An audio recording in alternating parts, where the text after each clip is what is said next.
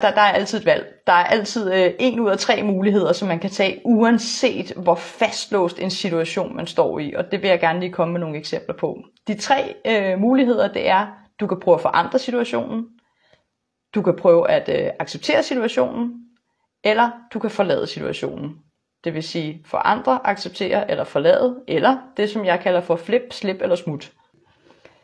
Første skridt, lad os nu for eksempel sige, at du er træt af dit parforhold. Du er skidetræt af, at du føler mere, end du synes, du får igen. Det er altid dig, der står med ansvaret for, at dagligdagen fungerer. Og nu ved jeg godt, at der er en enkelt mand, der kigger med. Nu lige bære over med os, Morten.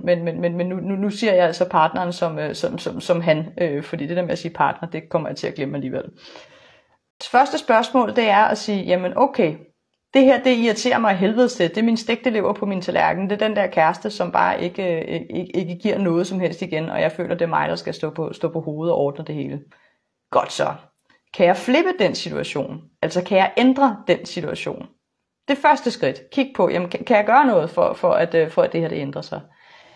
Og det kan jo for eksempel være at tale med din partner og blive på din egen banehalvdel og ligesom sige sådan, prøv at høre, jeg bliver sgu lidt ked af det, fordi at jeg oplever, at det altid er mig, der står med ansvaret for det hele.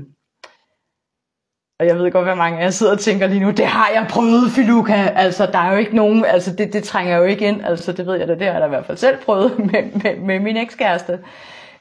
Godt så, jamen så har du ligesom valgt at sige, jamen kan jeg ændre det ved at snakke med ham? Nej, det kan jeg ikke. Godt så, jeg kan ikke flippe situationen. Godt. Kan jeg slippe den? Og med at slippe, der mener jeg at acceptere, at det er sådan. Altså kan jeg ligesom bare finde fred med, at jamen, så er det sådan det er. Det er balancen i vores forhold, så får jeg nogle ting på en anden måde, og det gider jeg egentlig ikke at skabe det helt store drama over, hverken i vores relation eller i min egen opfattelse. Men hvis du vælger det her med at slippe, så skal du også virkelig slippe. Altså, så er det ikke sådan noget med sådan lidt brok ud gennem sidebenene over. Nu er det igen mig, der står, og nu lytter du ikke til mig en gang til. Så skal du virkelig altså acceptere det og slippe det, og det er selvfølgelig også en proces.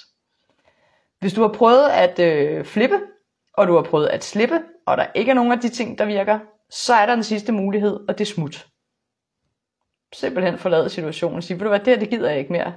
Nu går jeg. Nu vælger jeg sgu mig selv til og vælger det her fra, fordi jeg har prøvet. Jeg har gjort, hvad jeg kunne for ligesom, og, altså jeg har fundet mig i det, jeg har prøvet at ændre det, jeg har prøvet at tale med ham, der er ikke noget, der fungerer mere. Nu går jeg. Og så kan det godt være, at du sidder og tænker, men måske der er alligevel lidt for meget kærlighed og lidt for meget fælles fortid til, at jeg faktisk har lyst til bare at skride. Super, så tager vi turen en gang til, så går vi tilbage til flip.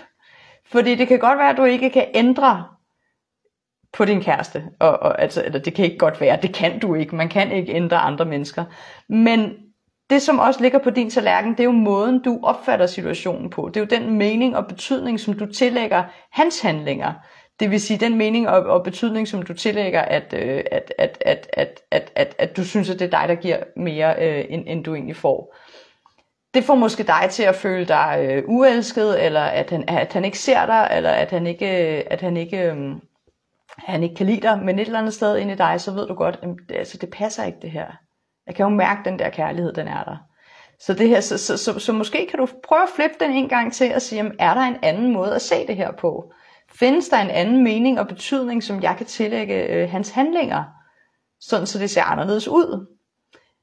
Kan du flippe dine tanker omkring, hvordan du synes, han bør være, og så flytte dit fokus til alt det, der er det gode i jeres forhold. Alle grundene til, at du jo faktisk lige har valgt, at du ikke har lyst til at smutte fra ham. Kan du ændre? Måske handler det slet ikke om dig. Måske er det bare noget, han slet ikke ser. Måske er det noget, han ikke har forstået endnu. Altså kan du prøve at tale med ham på en ny måde? Kan du prøve at gøre tingene på en anden måde?